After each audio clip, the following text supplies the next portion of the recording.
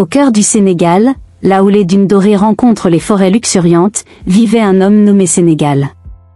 Aventurier dans l'âme, il était connu pour sa passion à découvrir les trésors cachés de son pays natal. Un matin, alors que le soleil se levait à peine, il décida de partir à la recherche des paysages secrets que renfermait le Sénégal, au-delà des majestueux baobabs. Son périple le mena d'abord à la réserve de Bandia, où il observa des girafes se déplaçant gracieusement entre les arbres.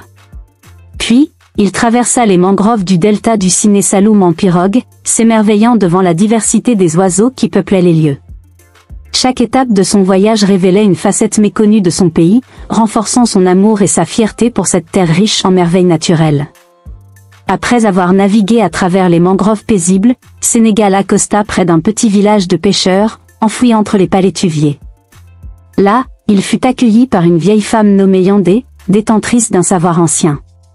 Ses yeux, voilés par l'âge, semblaient pourtant percer les mystères du monde.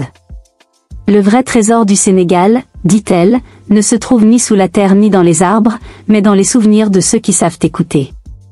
Intrigué, Sénégal passa la nuit à écouter ces récits, des histoires de collines chantantes, de lacs qui se déplacent la nuit, et d'un arbre unique qu'aucun œil moderne n'avait vu depuis des générations, le baobab de l'âme. Il serait situé dans un lieu oublié du désert de Longpool. Au petit matin, armé d'une boussole, d'une gourde, et d'un vieux croquis griffonné par Yandé, Sénégal reprit la route. Il marcha des jours sous le soleil brûlant, longeant les reliefs rougeoyants, et affrontant les vents du nord. Un soir, alors que les étoiles inondaient le ciel et que le silence du désert enveloppait son âme, il aperçut une forme solitaire au loin. Haut, tordu, et couronné de feuilles d'un vert argenté, se dressait le baobab de l'âme. Il rayonnait d'une lumière étrange et apaisante. Sénégal s'approcha, posa la main sur l'écorce et ferma les yeux. À cet instant, il sentit une chaleur familière l'envelopper. Des visages apparurent dans son esprit, ceux de ses ancêtres, des peuples nomades, des conteurs, des femmes de la brousse, des enfants rieurs. Il comprit que le vrai voyage n'était pas celui des jambes, mais celui du cœur. Après sa rencontre mystique avec le baobab de l'âme, Sénégal passa la nuit à ses pieds, dans un silence habité. Il se réveilla au chant rauque d'un calao perché sur une branche, comme une sentinelle ancienne. Dans ses mains, un petit fruit du baobab avait roulé durant son sommeil, doux présage de ce qui allait suivre. Il quitta le désert avec une paix nouvelle, mais son cœur n'était pas encore rassasié. Des légendes parlaient d'une grotte perdue dans les montagnes du Fouta Djallon, où des peintures rupestres racontaient les premières migrations. Le peuple Fulani disait que celui qui comprenait ces symboles pouvait entendre la voix des origines. Déterminé, Sénégal prit la route vers l'est. Il traversa Tambacounda, puis les forêts de Kédougou. Là, au cœur d'une vallée oubliée, entre les cris des singes et le martèlement d'un lointain tambour, il découvrit l'entrée d'une grotte. À l'intérieur, la lumière de sa torche révélait peu à peu un récit gravé sur les murs, silhouettes dansantes, soleil à visage humain, animaux aux formes stylisées. Chaque image vibrait d'une mémoire ancienne. Lorsqu'il posa sa main sur l'un des symboles, un écho retentit dans la caverne. Un souffle chaud le traversa, comme si la terre elle-même lui parlait. « Nous sommes la mémoire de ton sang », semblait dire la roche. À la sortie de la grotte, Sénégal n'était plus le même. Il avait traversé les paysages, les récits et les esprits de son pays. Et pourtant, il sentait qu'un dernier lieu l'appelait, le lac Rose, ce miroir surréaliste d'eau salée, que les anciens appelaient Redba, et que les esprits nommaient le cœur ouvert du Sénégal. En route, il s'arrêta brièvement dans les rues animées de Saint-Louis.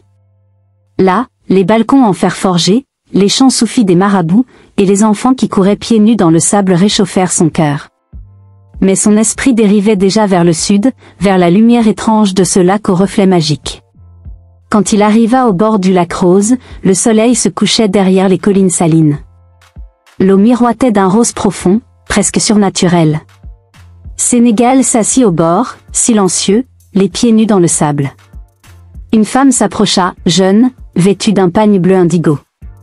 Elle s'appelait Awa, fille d'un pêcheur devenu guide. Sans un mot, elle s'assit près de lui. Ensemble, ils regardèrent les flamants roses s'envoler à l'horizon. « Tu cherches un sens ou une fin ?» demanda-t-elle. Sénégal sourit doucement. « Je crois que je cherche un commencement. » Elle lui tendit une petite calebasse remplie d'eau salée teintée de rose. Bois, et recommence. Sénégal but une gorgée de l'eau salée dans la calebasse. Elle était chaude, étrange, mais vivante. Un frisson remonta le long de sa colonne vertébrale.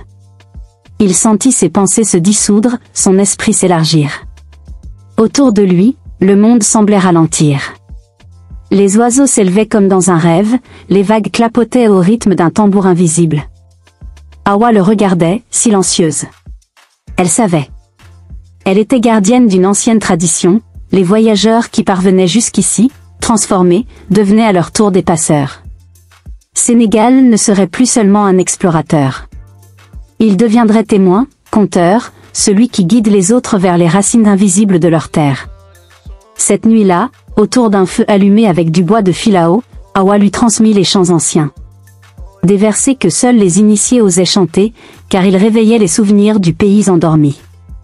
Quand l'aube se leva, une brume rose couvrait le lac.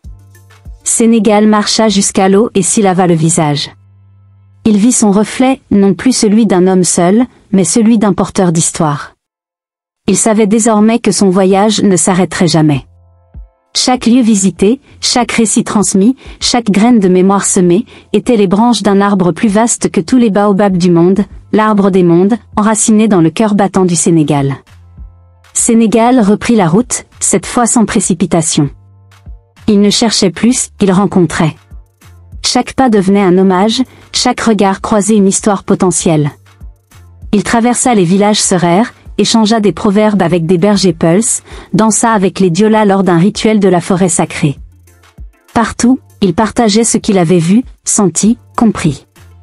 Il parlait du baobab de l'âme, des grottes parlantes, du lac qui murmurait les naissances et les recommencements.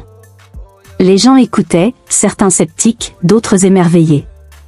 Mais tous ressentaient quelque chose, une vibration, un appel à ralentir, à écouter leur propre terre. Un jour, alors qu'il traversait les collines du Sine, il entendit une voix d'enfant. « C'est toi le voyageur des histoires ? Celui qui parle aux arbres ?» Un petit garçon aux yeux brillants le fixait. À son poignet, un bracelet en écorce de baobab. « Peut-être, » répondit Sénégal avec un clin d'œil. « Et toi, tu les entends aussi ?» L'enfant acquiesça, grave. Et soudain, Sénégal comprit. Il ne devait plus marcher seul.